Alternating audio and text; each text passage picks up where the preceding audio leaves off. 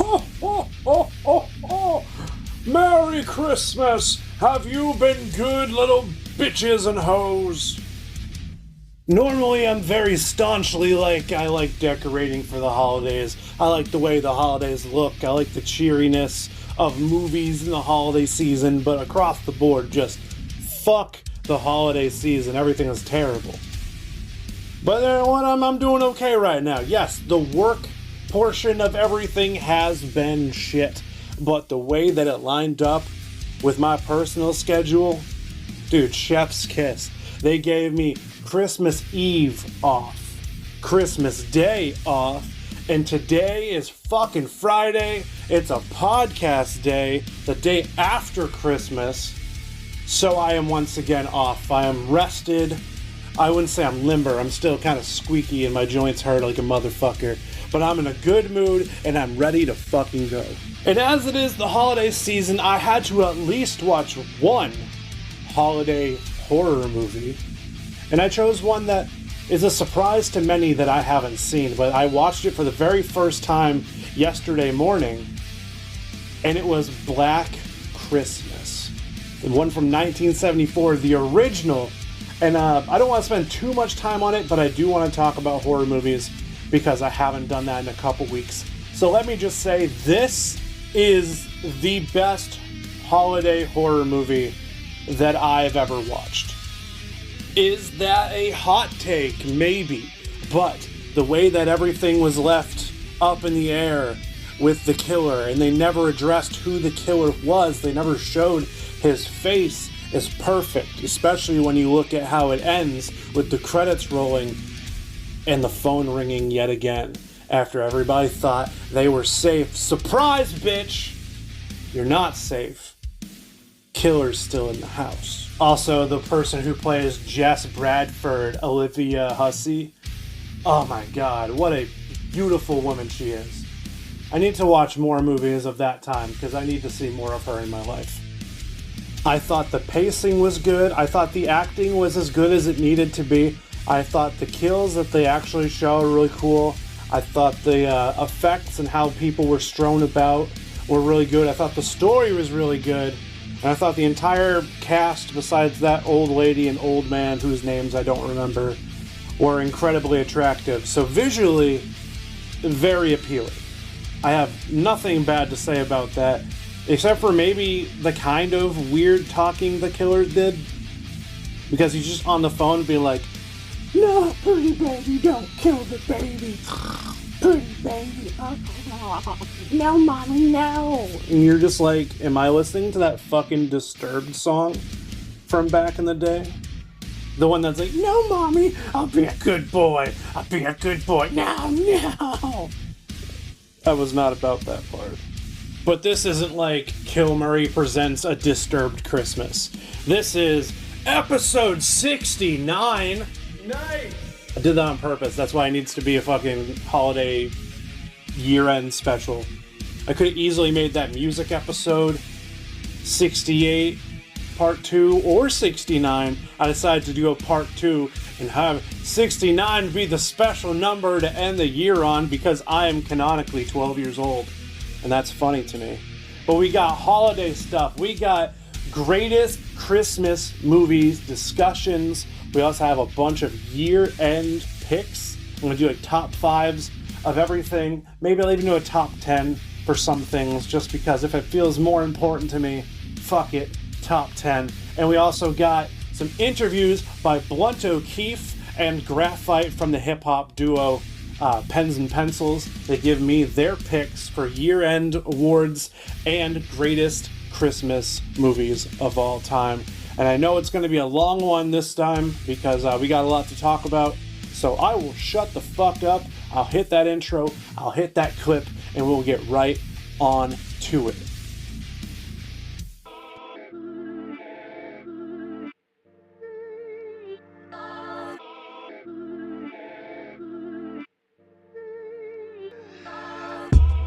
What you doing, son? Nothing. Just chilling. Killing. True.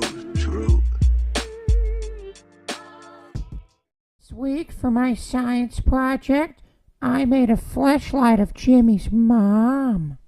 Carl, I'm gonna need you to step outside the classroom. My favorite things about Christmas is not the presents. Like, you know, sometimes you get cool stuff, but I have way too much shit. I honestly have to get rid of most of it. But it's the Christmas movies.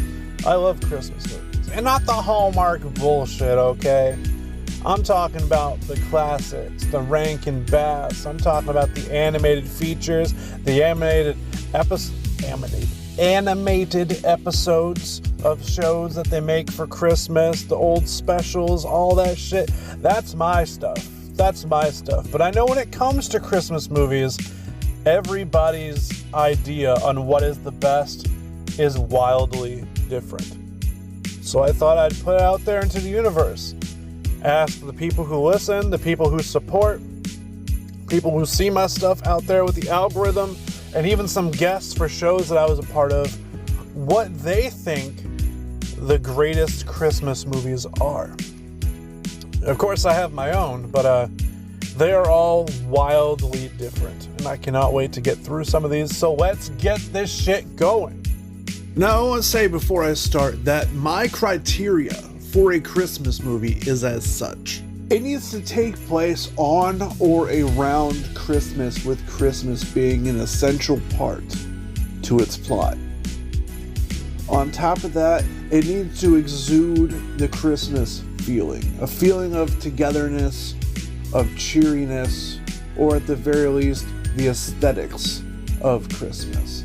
It cannot be something like Lord of the Rings, where the elves leave on December 25th, and only because they walk through a snowy tundra do people jokingly say it's a Christmas movie.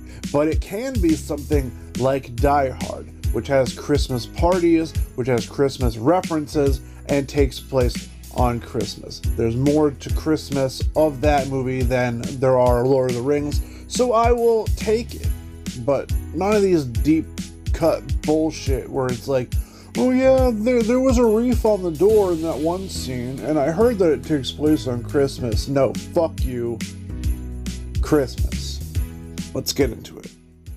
I'm about to bust.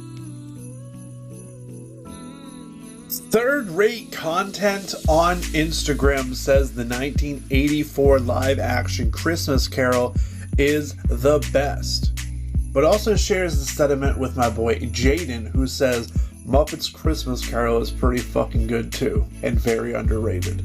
I agree. One of my favorite Christmas movies, which we will get into later, if I don't end up just saying what's on my top 5 by the end of these fucking submissions. God damn it, guys. Suicide Child, one of my favorite local hip-hop acts, says Jingle All the Way, which fucking is another answer for my top 5. I'm not gonna tell you where they fall, but shit, leave some surprises for them, boys. God damn it. I need to address these things because I need to be relatable. I need to know that I fuck with your opinion too, and it just so happens back to back, y'all are stealing my shit. Fuck. But with Jingle All the Way, it left such an impression on me that now I use it as a reference for what goes on at work. There's been so many years where everybody is frantically looking for one specific item at my work when I work on Christmas Eve that I just post online. I say, there are far too many former bodybuilders looking for Turbo Man dolls today. And I think I have that as a status on Facebook for like 4 years in a row. Luckily last year and this year, I did not work on Christmas Eve. So that tradition has stopped, but it's still in my repertoire. Young Chris Breezy says the Polar Express. And I remember liking the Polar Express, but honestly have no memory at all of like quotes that happened or any scenes that happened. I remember watching that movie at my cousin's house when I was very young. And I should honestly try to rewatch it. I might rewatch it tonight or tomorrow or something, just before the Christmas season dies out. Because I ain't trying to sit here and watch that shit in like May. But I definitely want to revisit that because, like, people say it's really good, and I remember liking it. But, bro, if you made a reference to me, I'd look like such a fucking liar. I'd be like, oh, I loved that movie. What's that from? Story of my life. And then to end things out for the Instagram comments, we got Ace Dawn, my fucking dude, saying Die Hard. I feel like a lot of people on TikTok are gonna say Die Hard, but I mean, I fuck with Die Hard as a movie.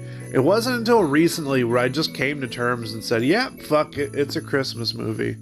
Because my wife harps on it all the time, saying it's one of the best Christmas movies of all time, and she wholeheartedly believes that is a Christmas movie. And until I really put thought into it and really how much Christmas is actually in that movie, I was a denier for so long. But I fuck with it now. I accept it.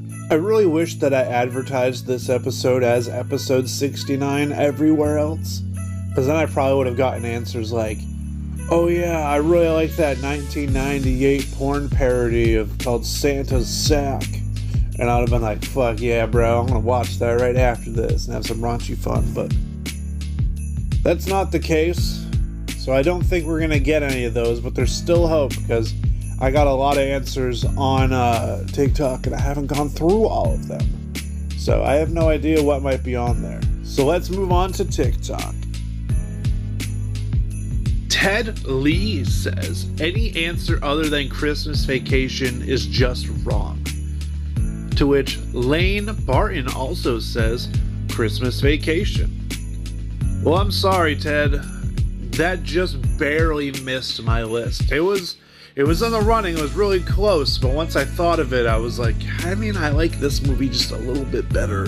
So it edged out, but it's very heavily prominent on my wife's list. My wife has taste, so me not so much. We got another Die Hard from BMB Forest. Hell yeah, dude. Die Hard's pretty good. Galactus says, Bams, where the fuck is Santa?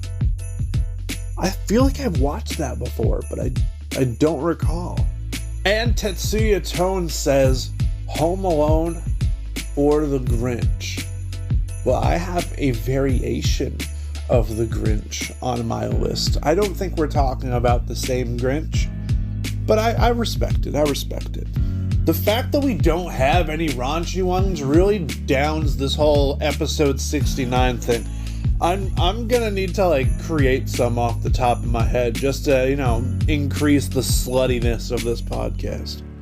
Let me just preference, I haven't seen any of these, but I just found them online and I thought they were hilarious. Or maybe the holster's been cranking his Christmas ham to them non-stop, dude. Bareback Network presents I'll Be Whole for Christmas. Ass is the gift that keeps on giving. Okay. I'm kind of mad I didn't watch that. And Vertigo DVDs presents Jessie Summers in Here Comes Santa Claus. This year, she is unwrapping your present. I would have even accepted the DVD titled MILF and Cookies. It's not inherently Christmas, but it's part of Christmas lore. I'll give it to them. But that's it for that. Now it's time for me to go to our guests of the moment. We got two hip-hop favorites of the scene. They got some picks of their own. I cannot wait to tell you what they chose, because they got taste. What is up, everybody? We are outside of The Spots in Nashua for Kill Murray's Killer Christmas Party. And as I said, I had a couple people who were going to be coming out and being featured on this shit. And right now, I got Dave, aka Graphite of Pens and Pencils. Hell yeah. And the reason for the fucking season, the whole reason for this episode is Christmas movies. It's a Christmas podcast this week. We did our music thing. We have year-end awards coming up. We'll get to that in a little bit, but we want to know, what are the top 5 best Christmas movies in your opinion? Christmas movies, my opinion. Okay. I'm going to say, I don't know, man. I'm just I just got to keep it classic from when I was a kid. One of the bigger ones that I liked was the Santa Claus, Tim Allen. Hell yeah! I'm giving it up to Tim Allen, the Santa Claus. I rocked with that one. So the Santa Claus. All right. We're gonna rock on from there. Let's see what we got. I mean, I'm a huge Will Ferrell fan. I feel like everyone should be. I feel like some people may not be, but we're gonna throw the Elf up there. These aren't in a particular order. These are just my top 5, not necessarily. Elf plays 24/7 at my work during Christmas season. So people hate it, love it, whatever. I'm gonna stand on this. I'm gonna say Die Hard is a Christmas movie. I'm going with it. I don't have an opinion on the matter, so I'm going with it just because it's Bruce Willis. I mean, come on. Yeah. And it's Christmas time. All right, and then what else we got? We got 2 more. I got 2 more. I'm going Krampus. Because I know it's a horror movie, but it's Christmas. Yeah. We're doing it, baby. I normally talk horror, so that works. Right? And then actually this one is kind of up the same lane. Maybe it's more just because I took my son to see it, but I'm going Violent Night. I like Violent Night. It was Hell a good yeah. time. And with those 5 right there, that's the top 5 for Graphite. But one question I have left, because this is also year-end awards. Yeah. What would you think, in your opinion, is the best album of the year? Best album of the year? Ooh. You can do EPs, you can do splits, whatever you want to do. That was a little bit of a curveball in there. Yeah. Figure that's also a topic of tonight. Let's throw it in there. Yeah, we'll go with that. Shit. Or the best one that comes to mind. I can say you know what, I kind of listened to a lot of the new Florence and the Machine album. Damn, I didn't even know there was a new one. Yeah, they just came out with one, and I'm not gonna lie, I fucking actually dove into that and was listening to a lot of it just for some reason. I don't know, I'm getting to the point where people are these days where the attention span isn't always there, so it's I don't know, sitting full through albums, so I'm jumping around, and I'm a hip hop guy at heart, but I listened to that Florence and the Machine album, and I was like, wow. I was like, this is fucking, I don't know. Yeah, what a great pull. That's what I got. You know, I don't mean to typecast you, but I did not expect Florence and the Machine to come out. So, it's my shit. It is what it is. Hell yeah. But, well rounded out. I talk metal. I'm sure other people are going to have some pretty deep pulls when I ask that question. Thank you for your time, dude. Yes, sir. Thank you. Hope you guys kill it tonight. All right. I'd like to give a special thank you to Graphite of Pens and Pencils for his time there. They fucking killed it. So much so that the owner came out and watched them and was just like, holy shit, how the hell are you guys doing what you're doing? Mike, it's because I know ball, okay? I know who's gonna fucking kill it. And Pens and Pencils kill it every fucking time. I'm glad we got to find a spot and a time to sneak away and record that, because unfortunately I had 3 or 4 people planned for that event, and it was just non-stop once the event actually started. We got this recorded just a little bit before the show started, so I was at least to get one person at my killer Christmas party. But then the next night was an impromptu performance where I got hit up 10 hours before the set actually started. I was at work and I was like, fuck it, I'm gonna be there anyway to supporting my dude. I'll rip a full set. But as a thank you, Blunt O'Keefe decided that he was going to join the podcast as well. And we even had a special guest at the very end, which was not planned, but it all worked out. So here's my second guest, Blunt O'Keefe. Yo, we are back again at Blunt O'Keefe's headline show at Thirsty First, which is essentially my second home because I play here so fucking often, and I'm playing again in 2 weeks. So make sure that you come out for that shit. But we got the man of the hour, Blunt O'Keefe, here, and if you heard the Graphite one, you know what's up.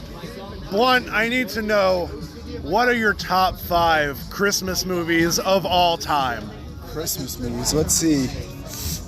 Look, can't do Christmas movies. National Lampoon's Christmas Vacation got to be my top of all time. Yeah, I thought Grandpa was going to say that. He didn't fucking say it. That's tough to not put in. You know what? It's not even that. It's a good one, but The Grinch holds a special place in my heart. Now, which we're at Grinch? the Jim Carrey one. Okay. We were at the ripe age when that came out. There's 5 fucking versions of that. Yeah, for real. No, the one David Howard Thornton on it. I like that Tyler the Creator one. That's fucking sweet. Fuck yeah. Yo, then switch it up. Go to some TV shows. Okay. Grift and Maggie by The Simpsons. Christmas episode, classic with Funzo, and then Simpsons first episode, roast over an open fire. I'll throw that on there, and then I'm gonna close out with another TV. Bob's Burgers Christmas episode where they get fucking run off the road by a dude in the candy cane truck. Yes. Okay. I was like, is he gonna go with this one or is he gonna go with the Blinken? Oh my god. Only because I drop the Dutch baby line all the time. My baby hasn't been delivered yet. Oh, I'm a Dutch baby. Yo, who does a better Linda Belch? Oh, my Dutch baby hasn't been delivered yet. Oh, Lil King Trash Mouth. Oh, fuck, you got me. You got me 100%. Okay. Now, this is the curveball, because I told everybody that there was going to be holiday questions, but it's also year-end review questions. So, Blunt, I need to know, what is your contender for album of the year? Album of the year. I love all the albums that came out on the local scene. I mean, if I had to pick, obviously, I would pick Blunt Raps Volume 2. But if I'm not picking Blunt Raps Volume 2, I can't pick favorites, you know what I mean? So doesn't even need to be in the local scene. Graphite chose Florence and the Machine's new album, which was a fucking pull. I was like, oh shit. You know what? Slane's new album was dope with the Static Select. I've been bumping that a lot. Yeah, and he just dropped. You just saw him last night. Yeah, last night. Good show. Good show. A lot of cool people there. Bill. Hey, Luke, you want to get on this too? Luke from the Lost The conversation or the... Yeah. Do you want to get in on Christmas movies or album of the year? Both. Okay. What are your top 5 Christmas movies of all time? Goddamn. Nightmare Before Christmas. Hell yeah. I expected that more, but I didn't get that one. 8 Crazy Nights might make it up there too. Yeah, I'd say 8 Crazy Nights. God, Christmas movies. Or even just holiday movies. Gremlins, Yep. I'm gonna say, if Die Hard's a Christmas movie, Gremlins is a Christmas movie. Well, what's the horror movie where the dude breaks out of the asylum and kills people on Christmas? Black Christmas? Yeah, Black Christmas. Black Christmas. You talking the OG? And then I'm gonna say Child's Play. Play because Child's Play takes place around Christmas because he's trying to get. I her didn't son realize that. For Christmas, right? Is it his birthday or is it for Christmas? I can't remember. No, I think it might be his birthday. Yeah, it's definitely it's Christmas time. It's winter time. Yeah. Okay, now what is your contender for album of the year? It is Christmas because all of them are sold out. Right? And she has to buy it off the shady dude because all of them are sold off for Christmas. Oh shit, There you're you right. go, Daddy. There it is. Oh shit. And we found a way to bring it back to horror. Yeah. Hey. This is my brother. He's literally my brother. Okay, and the last one is, what is your contender for album of the year? Doesn't need to be hip hop, doesn't need to be local, just across the board. Oh, you are. Of this year? Yeah. God, the one that I've listened to the most, oddly enough, man, I would say, weirdly enough, the new Aether Realm album. I listen to heavy metal, so, oh God, I don't even know it came out this year. I honestly don't have an answer for that one. It's all good, man. Yeah, Thank you for your time, dude. And killer set. Oh yeah, dude. I was honestly, Yeah. I was like, what's Hey, the fucking when all album else that came fails, out this year that, default like, back to your boy. like, Thank a you guys certain so album much, and I can't wait for your set, Blunt. Thank you for having me. I'm gonna be Always on that shit again. Hell yeah, dude. We always collaborate. Hell yeah, dude. I'm hyped. That show was so dope, like, for multiple reasons. Number one, no weird bullshit happened, which never seems to happen when I go to Thirsty First. There's always some weird thing that happens. But it was relatively safe and relatively normal. Also, I had one of the cleanest sets I've ever performed, despite not preparing for this show at all. And everybody killed it. That was a great way to end the year. My last show of the year at Thirsty First. And then also my next show and first show of the year will be at Thirsty First. Fucking, I love that place. The people there are good. The drinks are good. The vibes are always amazing. But goddamn do I play there a lot. But because I've said everyone else's choices besides my own, though you know a couple movies are going to be in there, I kept you on your toes with the placement. Time for me to give you what my top 5 Christmas movies of all time really are. Let's fucking go. Number 5, which I didn't expect anybody to say, Emmett Otter's Jug Band Christmas. Now, I'm relatively new to this after seeing clips from it and not knowing where to find it. I watched it for the first time last year and was immediately just enamored with it. The songs are catchy, the puppetry is good, the camera work is great, it's Henson Studio at its prime. Emmett Otter is fucking incredible. Number 4 is Jingle All the Way. As I said before, I have a personal connection working retail and seeing dads and stepdads last minute just, where are the Turbo Man dolls? Put the cookie down! No! I hear that shit all the fucking time, so like that's in my head. Jingle All the Way is always on the mind. Number 3, the 1960s Rankin Bass classic, Rudolph the Red-Nosed Reindeer. The songs are catchy as shit. The animation is great. I fucking love it.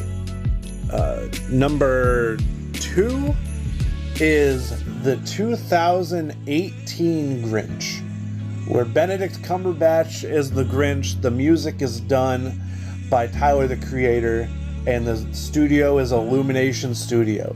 It's very, very childish, but it's so fun. And it's probably my favorite representation of the Grinch character itself, where it's not scary, it's just misinformed and kind of comedic. I fucking loved it. But number 1, and if you listen earlier, you'll get it, Muppets Christmas Carol. Yes, I have 2 Muppet spots on this list, but Muppets is one of my favorite things in the entire world, so there was going to be a Muppet presence regardless. The acting is incredible. The soundtrack is perfect. The story is honestly the closest thing to Charles Dickens' actual story, which is crazy that a Muppets movie would be the closest, but it is. Even the little things where it's just like Rizzo and Gonzo are the narrators, and there are little funny little quips and cute little Bean Bunny who's like, "Oh, a whole turkey, sir."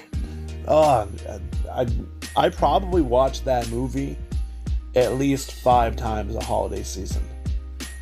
A close runner-up for me was It's Christmas, Charlie Brown. That was close up there. Christmas Vacation was probably the one under that. It was a toss-up between the two, but me being another massive Peanuts fan, I wasn't going to snuff that over Christmas Vacation. It was bad enough I didn't fucking include Peanuts. I wasn't going to have another movie beat it and not have that movie be the runner-up. But that is the Christmas portion of the episode, so now we are going to transition from Christmas to some fucking rock and wrestling and movies and other shit. Year-end awards, baby! Let's fucking go. Now, when it comes to movies, I tried my best to watch as many movies as I can as they came out this year. Unfortunately, there were so many movies that I didn't feel comfortable with watching at home and wanted to watch in the theaters. And because of scheduling and all these shows that I do, and my schedule never lining up with my wife, I didn't get to see them. So, would this be 100% accurate? I don't know, because I didn't see all the movies. But I will say I got some pretty good representation in every movie that I watched this year. I pretty much love, besides like 2 of them, but they're not on the list because this is top 5. So let's get right into it. Top 5 movies of 2025. And this isn't just horror or anything, because I know I focus a lot on horror on this podcast. This is movies across the board. Comedies, action, superhero, horror, romance, whatever. Just movies. Number 5 goes to the Thunderbolts. Now, I didn't know much about Thunderbolts going into it. I didn't know many of the characters. I didn't know what the story was going to be. I didn't really even know about the villains that were going to be featured in this movie. By the end, I was a teary mess. I was cheering for the heroes like you should in a good superhero movie. And I loved pretty much everything about it. I wasn't sure how the villain turned hero was going to work in the team going forward, but that was going to be a thing for later on Marvel to deal with. As Thunderbolts itself was, I loved it. I watched it 2 times, 1 time in theater, 1 time at home, and I cried both times. The whole mental health and grief and not believing in yourself and all that shit, that hits home for me. I have a problem with that. So, like, you know, it was relatable. Number 5 is the Thunderbolts. Number 4, I went with The Monkey. Now, many people are saying it's not as good as the book. Fuck you, I don't want to read. So I watched it instead, didn't even look at the book, didn't even think about looking at the book. And what I did find was a movie that was just insanely fun. It's very rare where a horror movie is fun and you laugh and nothing seems too forced, you know? Sometimes you can see a setup for a joke coming a mile away. Sometimes the writing is just too silly and kind of cringy. This movie had none of that. It just had fucking banger-ass kills. It had really cool special effects. The blood explosions in times were funny as hell. The deadpan comedy that came and went throughout the movie was really well done. And I feel like the casting choices were also really good. I have nothing negative to say about this movie. I feel like there could have been more. There could have been more things. There could have been things that it could have been done a little bit better. But for what I got, I fucking loved it. Number 4, The Monkey. Number 3 was originally going to be my number 1 until I had to think back, look at statuses, and remember how much I loved all these fucking movies. Recency bias almost got me. But number 3 was Weapons. I went into the theaters and I saw Weapons with a friend, and I was blown away. The pacing was great. The kills were fucking awesome. Casting choices were wild, but worked. The villain was incredible. The ending was good. The soundtrack was good. I was surprised at how much I liked it. And I liked it so much that I convinced my wife to also go to the theater and watch it with me again. And then I went home, and a couple days later, I watched it again. I watched it multiple times, and every single time I enjoyed it just as much as the first time. That is a testament to how good a movie is. If it doesn't dwindle in quality with every watch. And Weapons did a great job at that. So number 3 is Weapons. Number 2, though, a movie that has taken over my household, though it is my fault. I did show my wife this movie, and it is incredible, and does have insanely good replay value, but it has taken over my fucking life. Number 2 is K-pop Demon Hunter. See, I like anime. This is kind of like anime. I like K-pop. This is loaded with K-pop bangers. The story is great. The animation is great. The people involved on it know what the fuck they're doing. Same exact studio as Into the Spider-Verse, which is one of my favorite Marvel movies of all time. So there was a lot of things pointing that I was gonna love this. And now I kind of hate the fact that I loved it so much. Because I listened to at least 3 of the songs from this movie every single day. All the time. In the car, at work, at home, all the time. It is plagued in my mind, and I walk around going, My Little Soda Pop. But you know what? It's so good, it's getting all the awards. If not good, why getting awards, huh? That's like the movie version of, if evil, why hot? You know? Don't make the villains so sexy, I will root for them. K-Pop Demon Hunter is number 2. And now it is time for number 1! A lot of people are saying that my number 1 is not as good as other movies in the franchise. And I will say, it is only not as good as one of the movies in the franchise, and it's not the one that you think. My number 1 pick is Final Destination Bloodlines. There was a lot of people who liked it, a lot of people who didn't like it, and even more people saying, it was good. It's not as good as the original Final Destination, though. And while I do like the original Final Destination, here's my hot take for the podcast.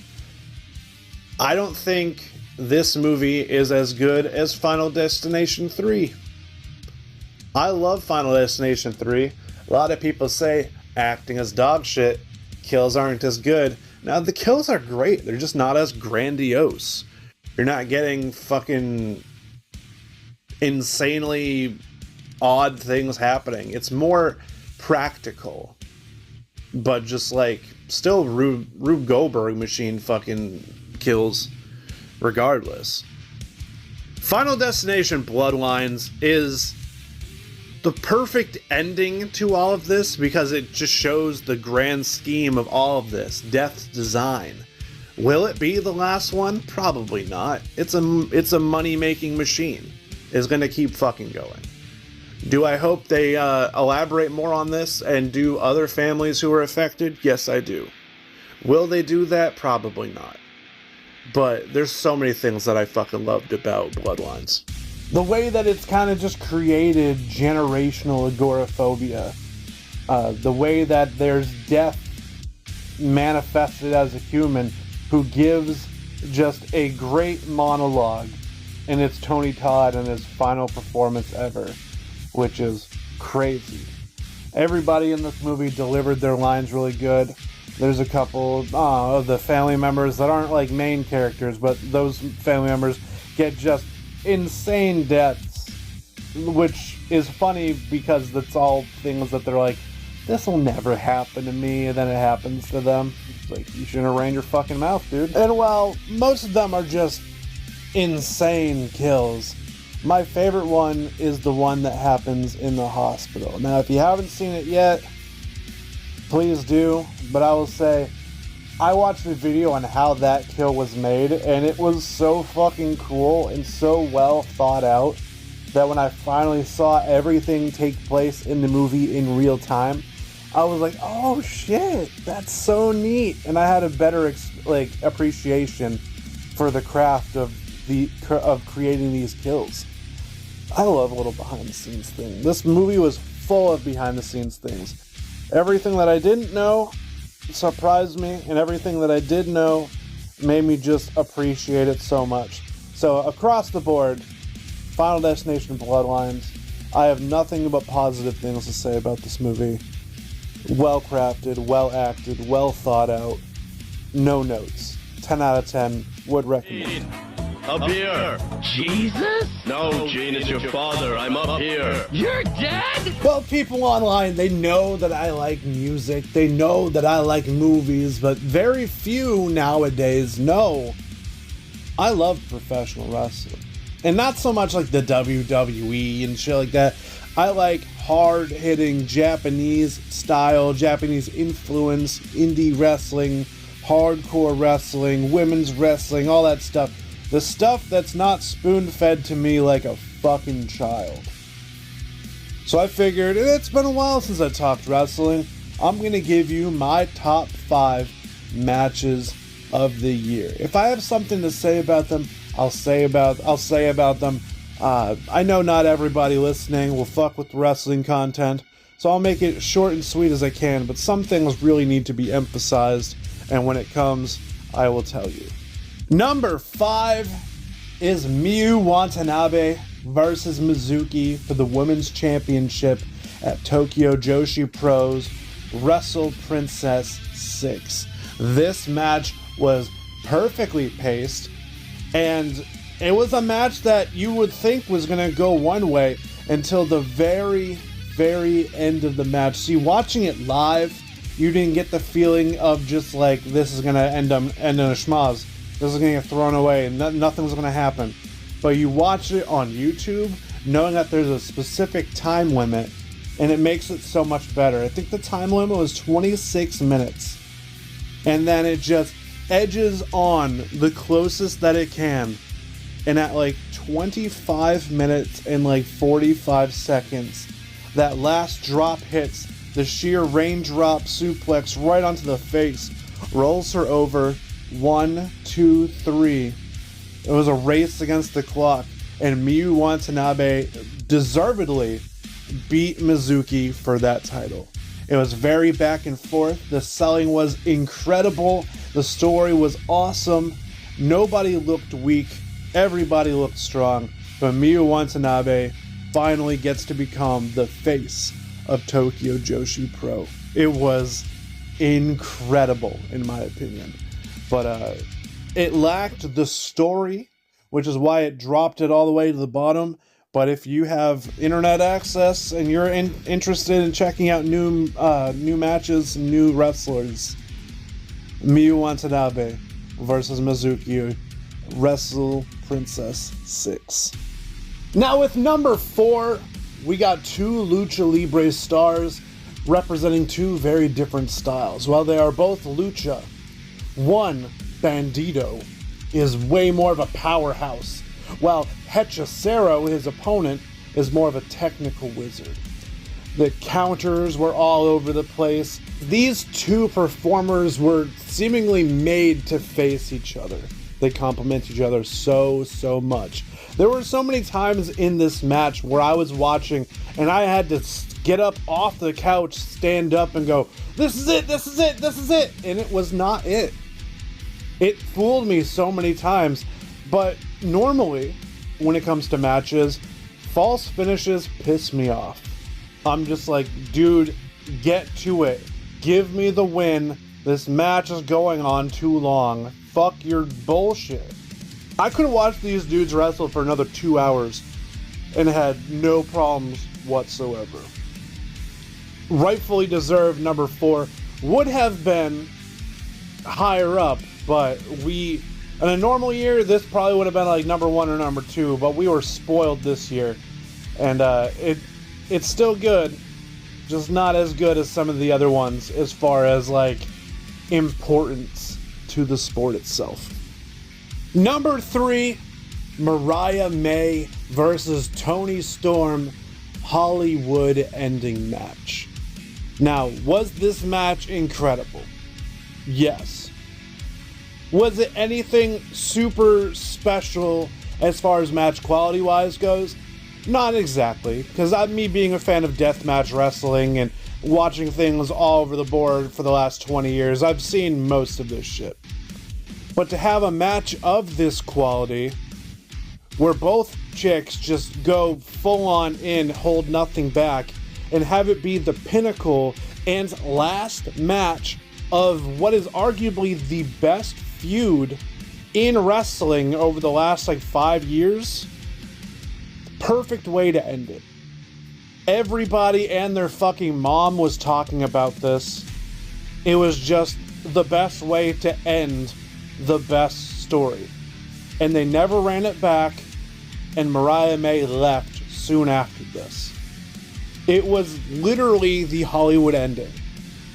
Kyle Driver threw a table at the very end, pinned on the stage, 1, 2, 3, and then the billboard Titantron lights up saying, "The end." And they never revisited it again. So as far as a match goes, it was great. It was good. As far as the overall story goes, this was the perfect cap, and I cannot put it anything less than 3 for its importance to the story and the sport itself. Mariah May versus Toni Storm, Hollywood ending. What a fucking match. Moving on to number 2, I find it really weird that I don't have a lot to say. The match speaks for itself. There was no real story besides both men just want this a lot. But in the match between Konosuke Takeshita and Zack Sabre Jr. for the IWGP World Heavyweight Championship, I mean, Takeshita is my favorite wrestler currently going in the world today. So I was excited, and Zack Sabre Jr. seemed to be unstoppable. He seems to find a way to get every one of his opponents to tap out or to just get that 3 counts. He's a crafty little motherfucker. He's a piece of shit. I didn't want him to win. I wanted Konosuke Takeshita to win. I sat down and I watched this match. I didn't think it was going to happen until that beautiful fucking knee strike happened. And all the momentum went into the favor of Takeshita, putting him away with that Falcon Arrow. 1, 2, 3. My boy came out victorious. I have never yelled so much, so loud in my life for a wrestling match. So you can tell how much I loved this. I mean, submission versus power, strikes versus speed, flexibility versus brute force, Konosuke Takeshita versus Zack Sabre Jr. I mean, like, what else can I say? If you have YouTube, definitely check it out. I think it's for free now because it's such a big deal. But if not, it should be very soon. You can find a highlight video. I definitely recommend you checking it out. But number 1, my favorite match of the entire year. Of course, I gotta go niche. I can't just pick a regular fucking match. And that would be Tam Nakano versus Saya Kamitani from Stardom. Career versus career. Saya Kamitani was one hell of a world champion, building an entire faction around her, turning her once happy and bubbly and fan favorite personality into something dark and sinister and hateful, becoming the queen of hate, the Phoenix. Saya Kamitani dressed in all black with a cinematic entrance versus a former faction mate, a former friend, and longtime rival, Tam Nakano, which is the biggest face, biggest good guy, top star of Stardom. She didn't think she could do it again, and if she couldn't, she no longer deserved to be in that company. She couldn't face off against every other member of Hate. She wanted to face off against Saya Kamitani herself, so she put her career up on the line. But as a caveat, if Saya Kamitani lost, she would also retire immediately. And this match went on for so long, and never, ever was there a dull spot in this match. For nearly 40 minutes, they told a beautiful story. With every shot to the face, with every kick, with every dive to the outside, the fans firmly behind them. Saya Kamitani brought the darkness, Tam Nakano brought the light. They cried, they yelled, they showed aggression, they drove each other straight to hell. But at the very last moment, Saya Kamitani utilizes Tam Nakano's own finishing move against her, ending her career 1, 2, 3. And at the very end of the match, they had a very emotional exchange. One that I was listening to with English subtitles.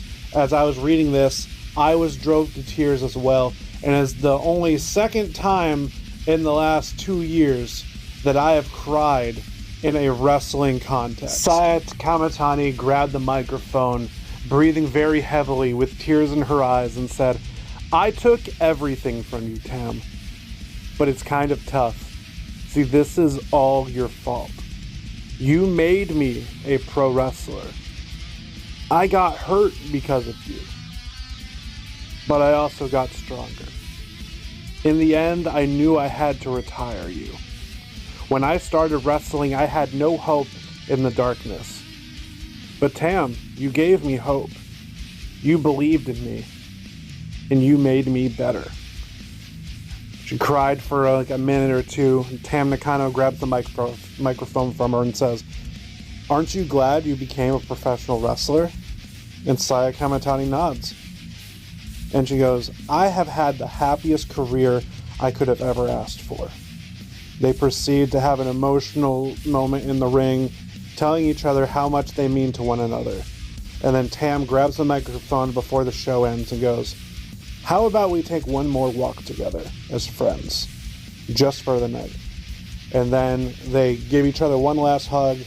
Saya raises the championship, and they walk up the ramp to a giant, like, waterfall of confetti and, like, streamers. And then the show goes off the air. Was a magical moment with years of story. One that I don't think will be topped in that company or in wrestling for quite some time. I cried like a baby. Second only to the ending of the retirement match of the Great Muta, who is my favorite of all time. Is it Christmas yet? I'm hoping St. Nicholas comes through. Background music right now because we're going to be playing some little blurbs and bits every now and then because it's the time most of y'all have been fucking waiting for, let's be honest. It's the time. Albums of the year. Now, next episode, I'll be going through my top metal ones and I'll be giving like a whole bunch of people their props. But we're just going across the board what my top ones are in general. Metal, pop, hip hop, fucking neo jazz fusion. Not like there's any of that on there. Just whatever my top albums are. And then next week, the first episode of the year, it's going to be a very music-heavy episode. Local bands plug in, metal albums being plugged, all that bullshit. So, let's fucking get going. Let's start with number 5. Now, number 5 is Blood Tights, Blood for the Starving God. I've featured this album on this podcast at least 3 or 4 times, and this band like 4 or 5 times. This band's incredible, and this album is just that perfect amount of heaviness with songs that sound different enough to break up the monotony, but just nothing but straight up ass beating music. It is incredible. Resolutions by November Spectre has made it to number 4. Now I have 2 groups of friends who have made it to the top 10. This is the only one that made it into the top 5. And this album is just incredible. Old school sounding hip hop mixed with experimental and pop, and a little bit of gritty griminess in there. Talking about feeling isolated and mental health and being betrayed and personal growth. All these things that I can relate to quite a bit. And just the way November Spectre just crafts these rhyme schemes and adds all these different elements, none of it feels forced and all of it feels like a unique listening experience. I remember listening to this for the first time and going, holy shit. Like, I knew I was going to like this, but I fucking loved this. This is among one of the best albums I've listened to all year. Metal or non-metal, just at face value. And so much, I've made it number 4 of my top 5. Out of every album I've listened to that came out this year, this made it number 4. So, high praise. High praise. I'm very picky with my music, and November Spectre's Resolutions is up there. This album is just fucking great.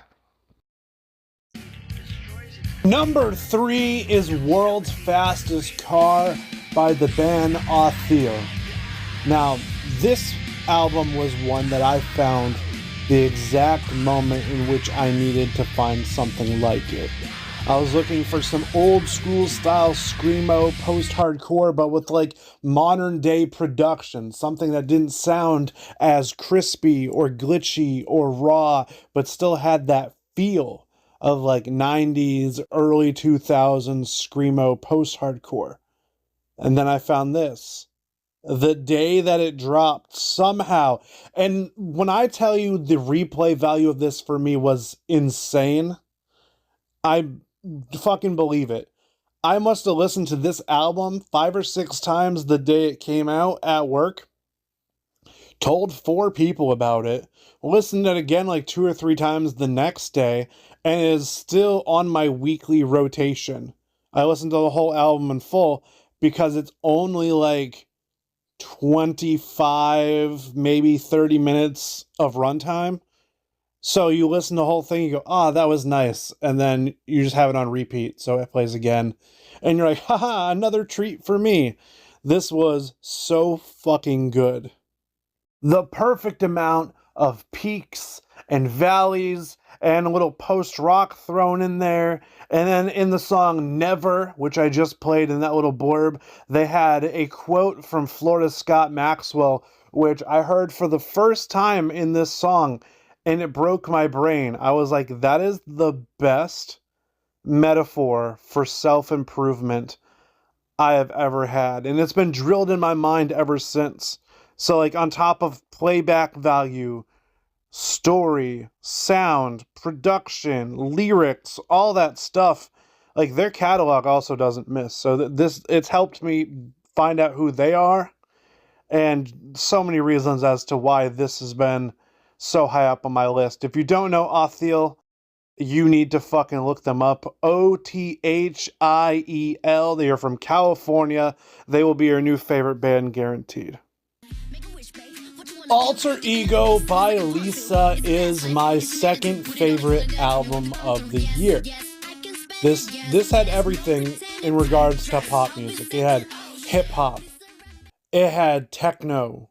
It had soul. It had straight up pop. It had bars, bro. Fucking bars. Great features like Doja Cat, Rosalia, Future. I think Megan Thee Stallion was on a song. Like, also, just like that last album, the replay value was insane because this remained on my rotation pretty heavily for like 6 months. It came out in January. Almost didn't make this list, but it was so fucking good. It's been on my mind pretty heavily ever since it dropped. Couple remixes, couple original songs. As I said, lots of great features.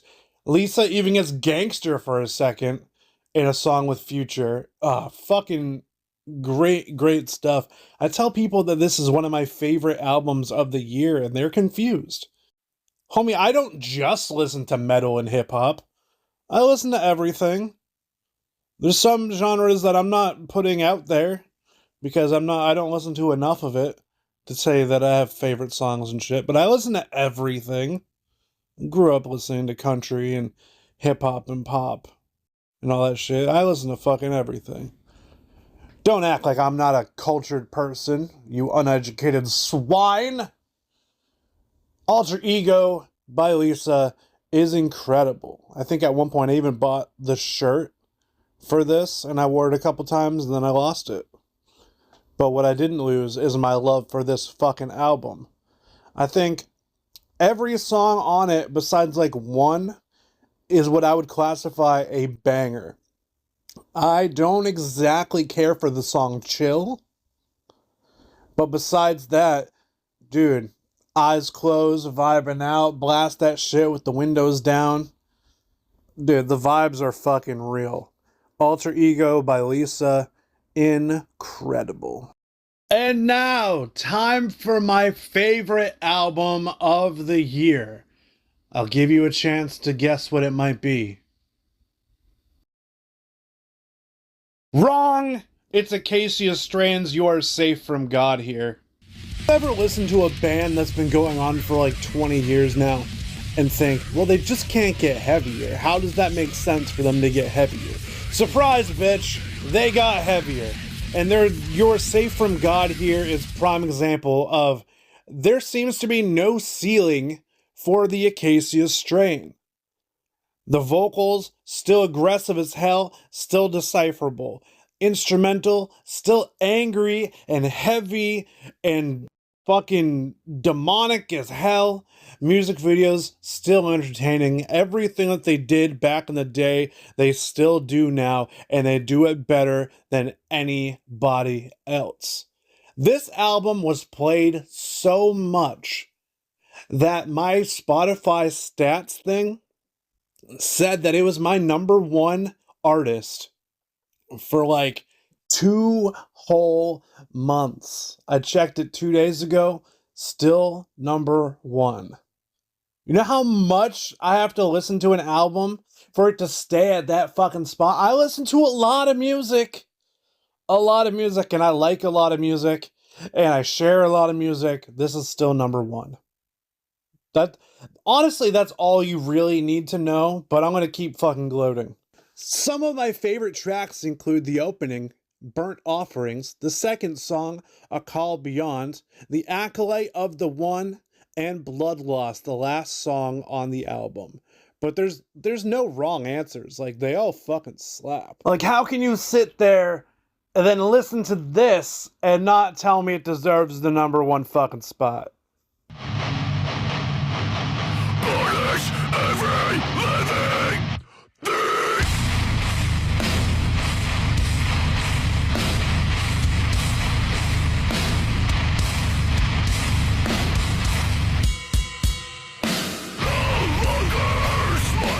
Case dismissed. Bring in the dancing lobsters.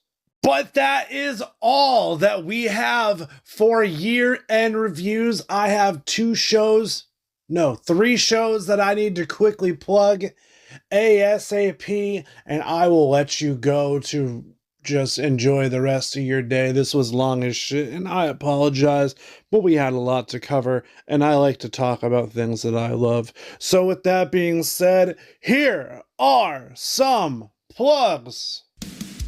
When I said that I played at Thirsty First all the fucking time, this is exactly what I meant.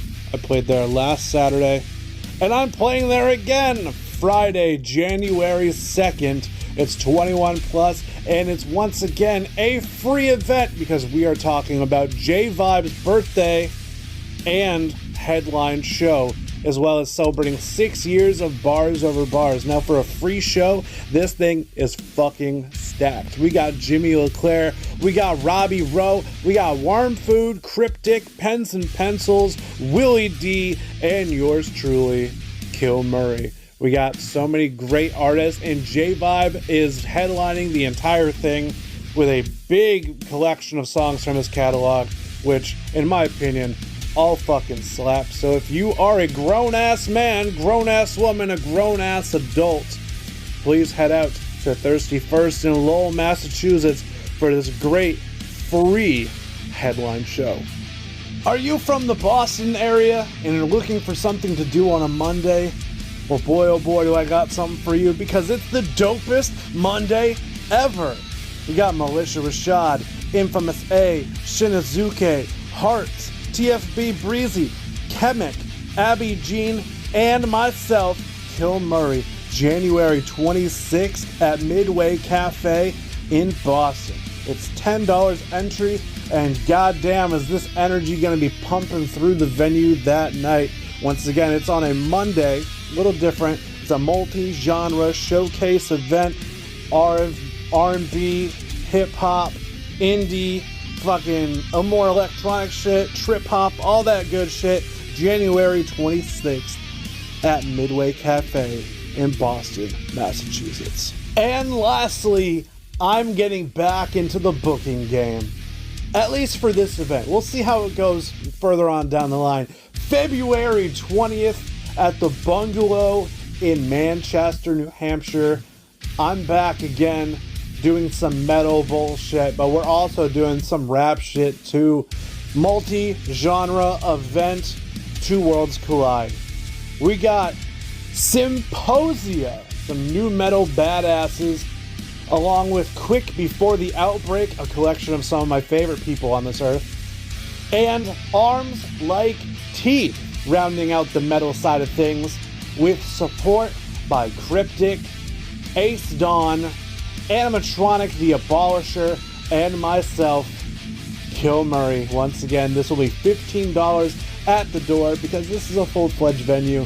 We got to keep shit running. Lights paid, DJ paid, everything. So please come out, support local music, support the metal scene, the hip-hop scene, and your boy, Kill Murray, February 20th. In Manchester, New Hampshire. Now that is all for episode 69, the holiday special issue. Thank you so much for spending over an hour of your day with me, listening to me just ramble and rant and rave and cherish and say a bunch of corny jokes and all that good shit. It's like a regular week, but longer. So I fuck with you if you stayed for any of this for any amount of time. Thank you so much. Remember to follow me on all social media platforms at KillMurray603. Have a great night.